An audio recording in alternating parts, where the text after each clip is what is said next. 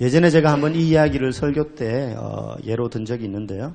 1999년도에 미국의 일리노이 주립대에 있는 심리학과 교수 두 사람이 실험을 했습니다. 어떤 실험을 했느냐면 인간의 인지에 대한 실험인데요. 6명의 이제 학생들에게 3명은 하얀색 티셔츠를 입히고 3명은 까만색 티셔츠를 입혔어요. 그리고 이렇게 섞어 놓았습니다. 둥글게 서서 농구공을 하나 주고 서로 패스하라 그랬어요. 그리고 이걸 한 일정 시간 동안 패스 계속하게 하는 장면을 녹화를 했습니다. 그리고 나서 이 녹화한 영상을요, 한 수십 명이 이제 그 실험군 사람들을 데려다 놓고 보게 했어요. 그런데 임무를 줬습니다. 하얀색 티셔츠를 입은 사람들의 패스하는 횟수를 헤아려라. 막 이렇게 번갈아 가면서 흰색, 검은색 막 자기들 정해진 규칙 없이 막 패스를 이렇게 둥글게 서서 하는데 흰색 옷 입은 사람들끼리 주고받는 패스 횟수를 이제 카운트하라는 거죠. 그리고 나서 이제 영상이 딱 끝나고 질문을 합니다. 사람들은 몇 회 패스했냐 이걸 물을 줄 알았어요. 근데 교수가 뭐라고 물었냐면 혹시 영상을 보는 동안 그 안에 있는 6명 외에 다른 누군가가 지나가는 거 보신 분? 그런데요, 놀랍게도 절반 이상이 못 봤는데요. 이렇게 대답한 거예요. 근데 절반, 본 것 같은데요? 분명히 봤어요. 절반은, 거기 6명만 이렇게 계속 했지. 누가 지나갔냐고. 그리고 나서 영상을 다시 틀어주는데, 너무 웃기게도 고릴라 탈을 쓰고 고릴라 분장을 한 사람이 6명이 공 패스하는데 그 사이를 가슴을 치면서 지나가고 있는 거예요. 근데 절반 이상의 사람들이, 아니, 어떻게 내가 저걸 못 봤지? 그러는 거예요. 이 실험이 말해주는 게 뭐냐면, 사람들이 어떤 사고에 집중하기 시작하면 그 인지된 부분에 대해서 집중하기 때문에 다른 부분들을 보고도 보지 못하게 되더라는 겁니다. 이런 비근한 예가요. 2001년도에 대형 해상사고가 일어났었는데요. 그게 뭐냐면 미국의 그린빌이라는 핵 잠수함이 있었습니다. 그런데 그때 이제 의회에서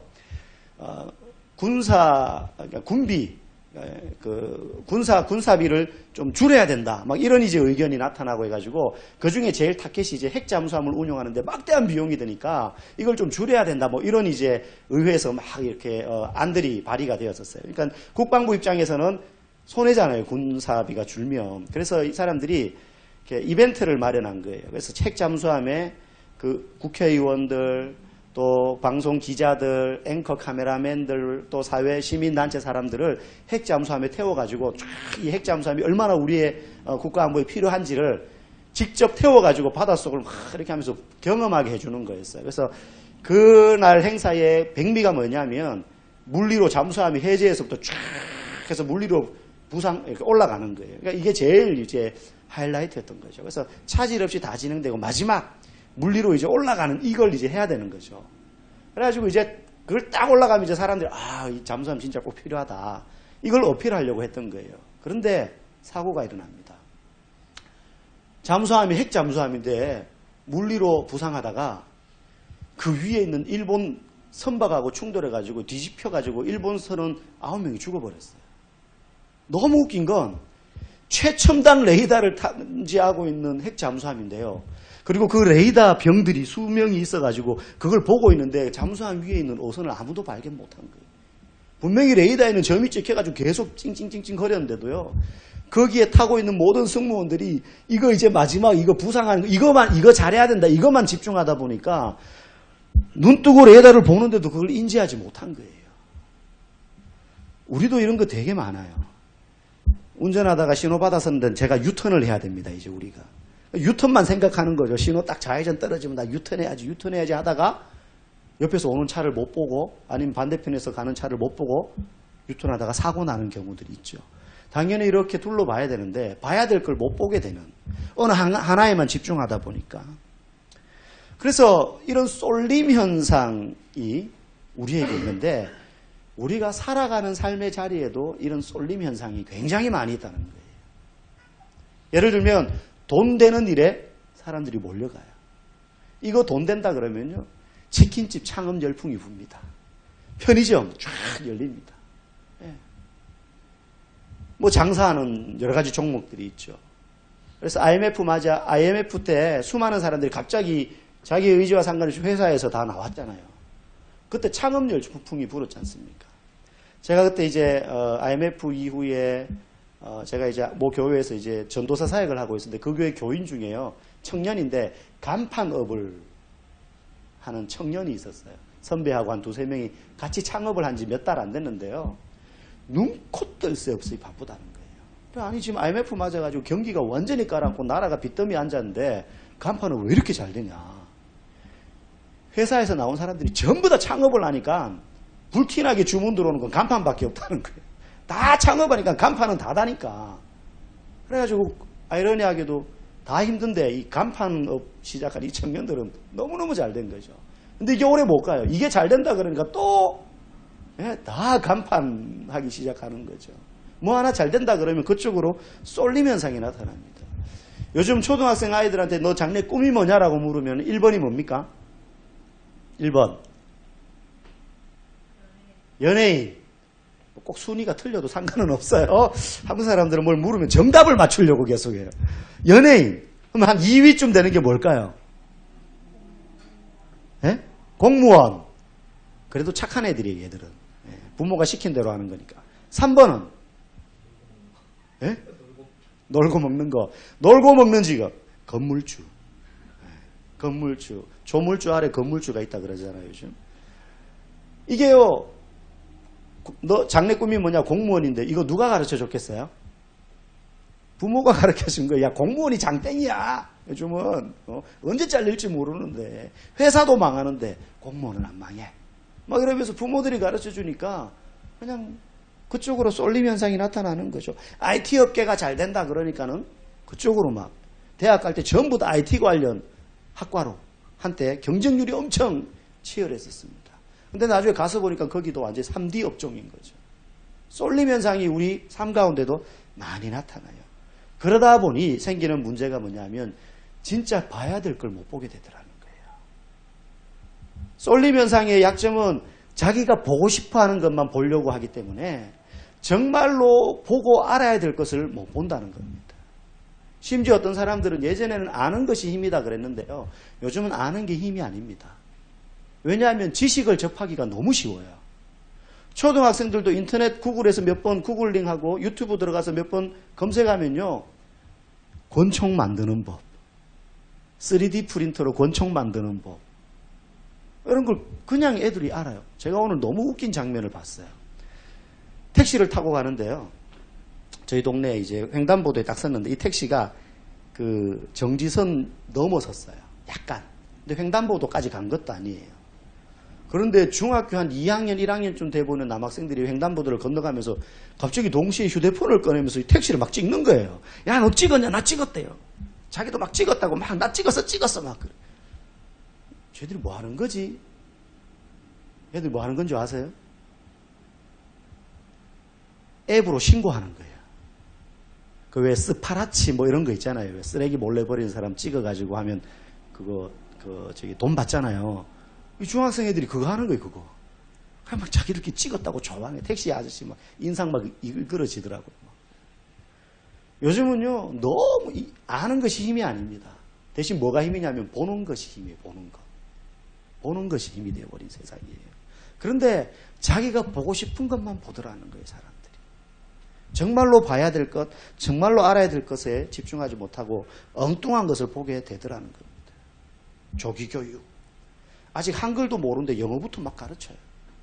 영어부터. 한글은 어버버거리는데 영어로 샬라샬라 거려요.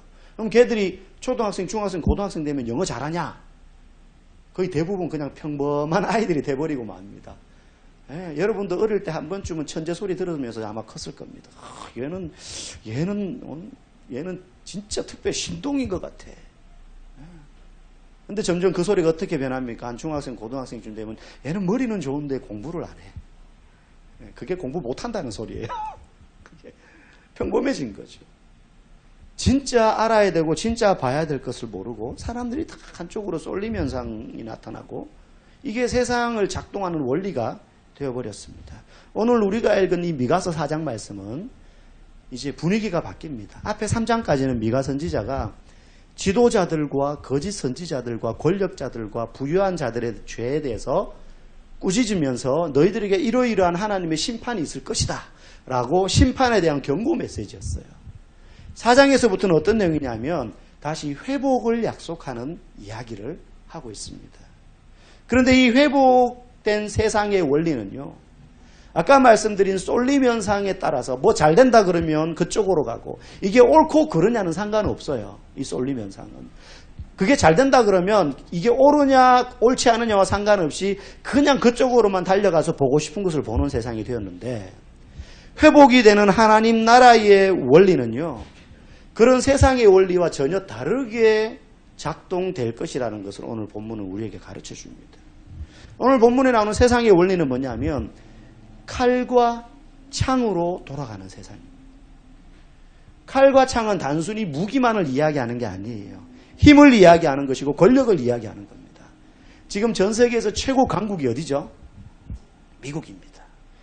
이번에 도란프 대통령이 일본 갔다가 우리나라 왔다가 중국 갔다가 에이펙, 아세안 거기도 참석을 했죠. 그래서 뭐 일본하고도 일본 정상도 만나고 우리나라 대통령하고도 만나고 중국 시진핑하고도 뭐 이렇게 쭉 아마 뉴스를 보셨을 겁니다. 그러면서 뭐 비교를 막 해요, 서로. 자기들이 잘했다고. 근데 일본이 제일 뭐 못했다는 평을 듣고 있더라고요. 뭐 일본은 도란프의 ATM 기계다. 말만 하면 현금으로 막 지원해 준다. 그러면서 막 엄청 접대 외교를 이번에 했는데 실속은 없었다. 뭐 이런 이야기 많이 듣고, 우리나라는 뭐 괜찮게 한 것 같다. 뭐 이런 이야기들을 많이 해요. 그거와 상관없이 왜 도란프를 만나가지고 사람들이 손을 비비고 굽신굽신 거립니까? 서로 한 나라의 정상이고 당당한 위치에서 외교를 하는 것 같지만 그 밑에는 어떤 원리가 작동하고 있어요? 힘의 원리가 작동하고 있는 거예요. 어떻게든 미국과 좀 더 가까이 편을 먹어야 우리나라에 안전이 보장되고 유익이 있다. 사드 문제도 마찬가지죠. 그런데 다 기초되어 있는 거예요. 이 힘의 원리에 의해서 이 세상은 돌아가는데, 오늘 미가서에 보니까 세상이 칼과 창을 만들어서 이 칼과 창을 만든 나라들이 약한 나라들을 지배하고 약탈하고 수탈해 가는 것에 대한 이야기를 하고 있더라는 거예요. 약육강시. 힘의 원리로 돌아가는 이유는요, 한정된 자원 때문에 그래요. 지하 자원도 한정돼 있죠. 인력도 한정돼 있죠. 땅도 한정돼 있죠. 궁극적으로 지구라는 이 행성 자체가 한정되어 있습니다. 파면은 계속 자원이 나오는 게 아니에요. 돈도 한정되어 있어요. 그러다 보니까 이거 가지고 서로 나눠 먹게 하는데 힘센 놈이 많이 가져가는 거예요. 이게 세상의 원리인데 미가가 그 이야기를 하고 있는 겁니다. 그러면서 그에 반해 회복될 하나님 나라의 원리는요, 오늘 본문에 보니까 칼을 보습으로 만들고 창을 가지고 낫을 만든다 그랬어요. 회복되는 하나님은. 보습은 쟁기를 말하는 겁니다. 농기구죠, 둘 다. 쟁기와 낫. 세상의 원리는요, 칼과 창으로 힘 있는 사람이 없는 사람의 것을 빼앗아가는 원리. 이게 3장까지 이야기했던 내용이에요. 돈 많은 사람들이 밤낮으로 침대에 누우면 밤에는 어떻게 내가 그 다음날 날 밝으면 저놈 거를 뺐지? 그 다음에 그럴 만한 재력과 힘이 있으니까 날 밝으면 가서 실행하더라는 거죠. 이게 2장 3장에서 말하는 거였어요. 이스라엘이 그랬고 지금도 그렇다는 겁니다. 그런데 오늘 4장에서 이야기하는 하나님 나라로 회복되는 세상은 어떤 세상이냐? 칼로 쟁기를 만들고 창으로 낫을 만들어가지고 농사 짓는 그 모습을 이야기하고 있는 거죠. 이때는 농사지만 지금으로 말하면 평화롭게 사는 걸 말하는 거예요. 왜? 4절에 보니까 각 사람이 자기 포도나무 아래와 자기 무화과 나무 아래에 앉을 것이다. 한정된 자원일 때는 서로 그거 가지고 싸우다 보면 힘 있는 사람이 다 가져가는 거예요. 칼과 창으로. 이게 세상이 돌아가는 원리인데, 하나님 나라가 회복되면 남의 것을 빼앗을 필요 없이 다 자기 포도나무와 자기 무화과 나무가 다 있게 된다는 거예요. 이 말은 하나님이 주시는 풍성함을 다 누리게 된다는 겁니다. 이게 회복될 하나님의 나라의 모습. 이걸 미가 선지자가 보여주고 있습니다. 여러분, 다스리는 사람이 공평과 정의로 다스리면 나라는 평화롭고 백성들의 삶은 안정되는 것이 정상입니다. 그런데 이 시대는 그렇지 않아요. 성경을 보면 그걸 너무 잘 보여줘요. 이스라엘 백성들이 처음부터 왕이 있었던 것이 아니라 사사가 지도자로 있었습니다. 그렇죠? 사사라는 존재가 백성들의 재판관도 되고 장군도 되고 왕도 되었었어요. 때로는 선지자 역할도 일부 감당하기도 했었어요. 그런데 이 사사로 만족 못하는 거죠. 이스라엘 백성들이. 왜? 이웃 나라들 보니까 왕들이 다 있어서 수시로 자기 나라 이스라엘을 침략하니까 사사만으로는 부족한 거예요. 그래서 하나님 앞에 우리에게도 왕을 달라고 사무엘을 통해서 요구하고, 사무엘은 그것이 하나님이 기뻐하시는 뜻이 아닌 줄 알지만 아뢰입니다. 그러자 하나님이 그들의 요청을 들어줘라 해서 그들에게 왕정 제도를 줘요. 근데 기뻐하면서 주신 것은 아니었어요.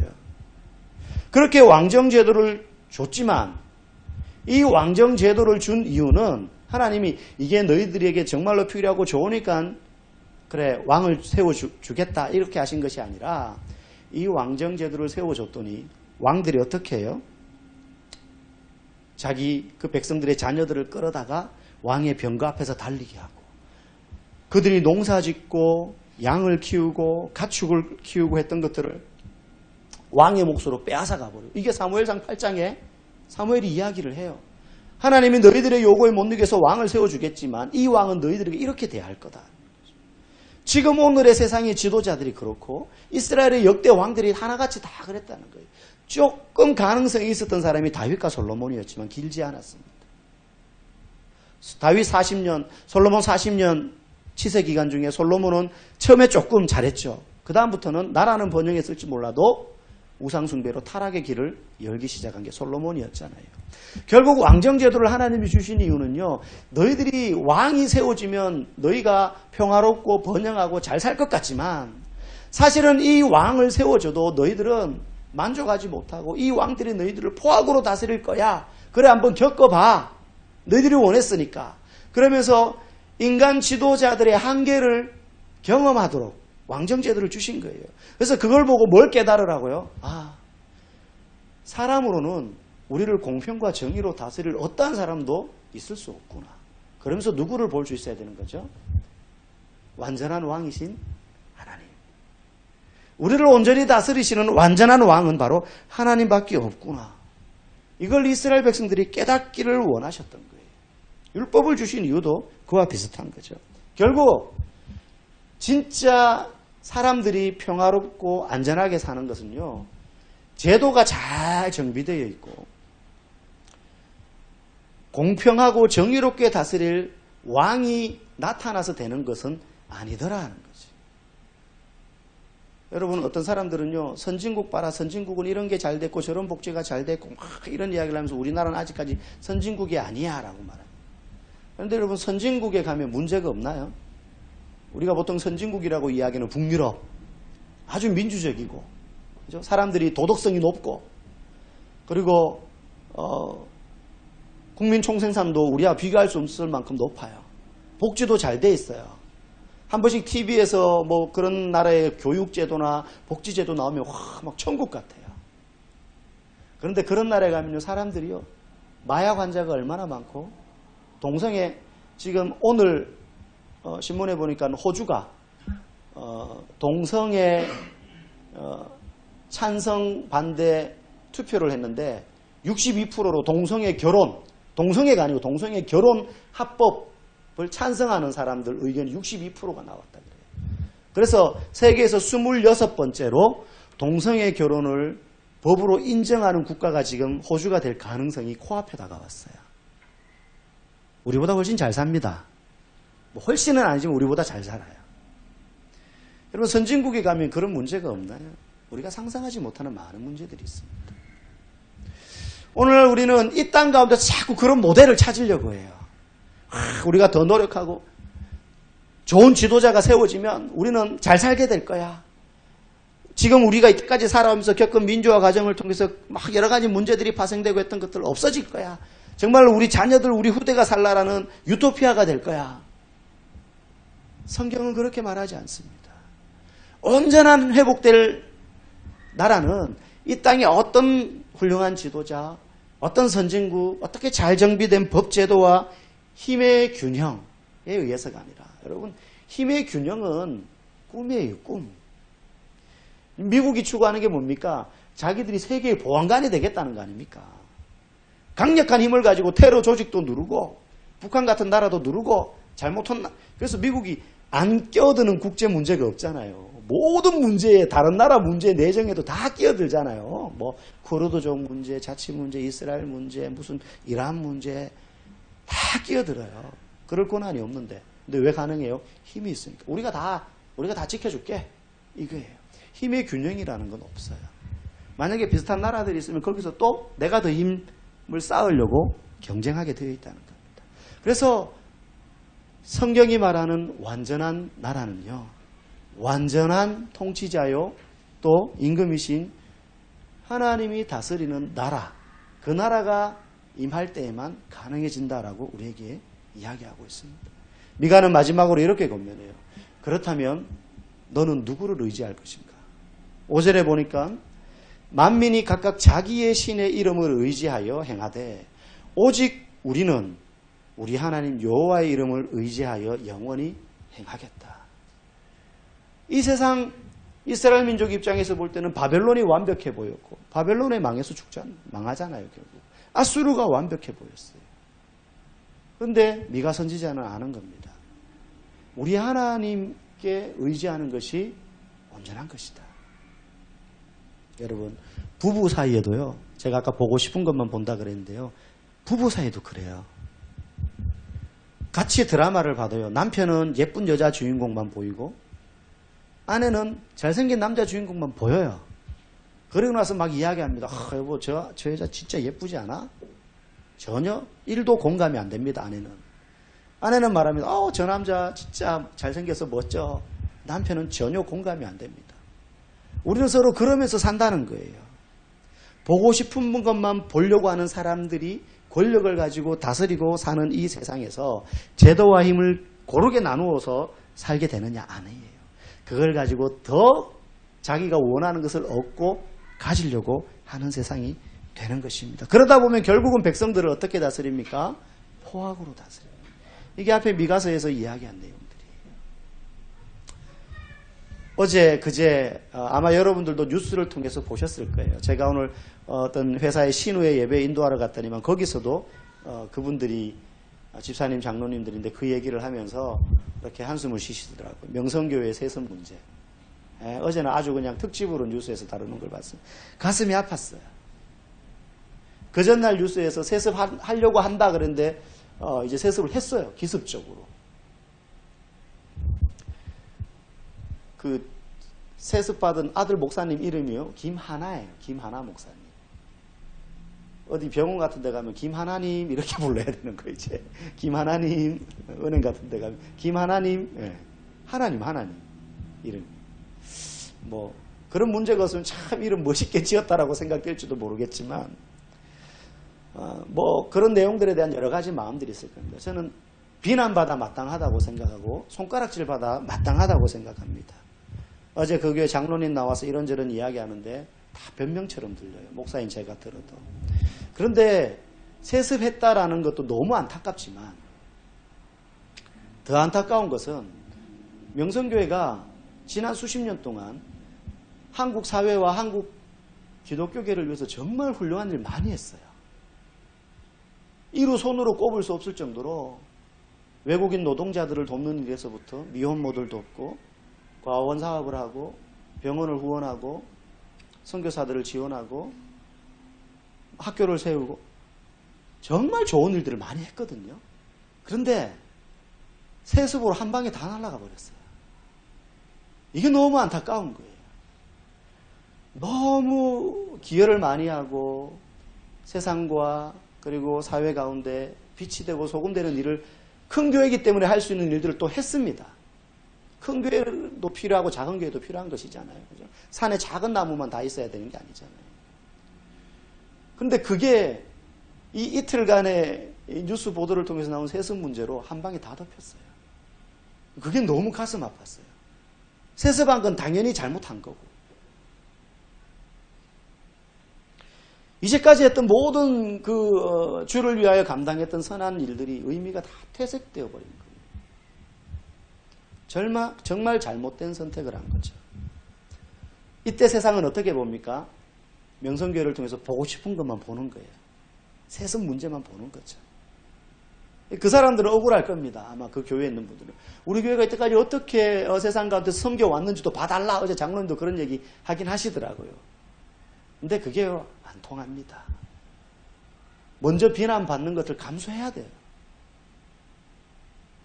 이런 세상, 나라도 그렇고 교회도 그래요. 이런 세상에서 미가는 이야기합니다. 누구를 의지하겠습니까? 다들 자신들이 원하는 것만 구하면서 사는 세상에서 여러분들은 누구를 의지하겠습니까? 여러분, 교회도 목사도 여러분이 의지할 대상은 아닙니다. 도움을 줄 수는 있습니다.